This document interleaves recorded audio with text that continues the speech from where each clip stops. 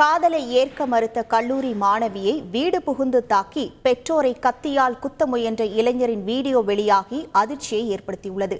கன்னியாகுமரி மாவட்டம் இரணியல் பகுதியைச் சேர்ந்த மாணவி ஒருவர் அங்குள்ள கல்லூரியில் 1ஆம் ஆண்டு படித்து வருகிறார். அதே பகுதியில் வசித்து வரும் ஷாஜன் என்ற வாலிபர் அந்த மாணவியை ஒரு தலையாக காதலித்து வந்துள்ளார். ஆனால் மாணவி காதலை ஏற்க மறுத்த நிலையில் பெண்ணின் பெற்றோரும் இளைஞரை கண்டித்துள்ளனர். இதனால் ஆத்திரமடைந்த ஷாஜன் கத்தியுடன் மாணவியின் வீட்டுக்கு வந்து அவருடைய பெற்றோரை தாக்கியதுடன் அவர்களை கத்தியால் குத்த முயன்றார். இதுகுறித்து மாணவி அளித்த புகாரின் பேரில் போலீசார் வழக்கு பதிவு செய்து ஷாஜனை வலைவீசி தேடி வருகின்றனர். தற்போது இளைஞர் மாணவியின் பெற்றோரை தாக்கி கத்தியால் குத்த முயன்ற வீடியோ வெளியாகி அதிர்ச்சியை ஏற்படுத்தியுள்ளது.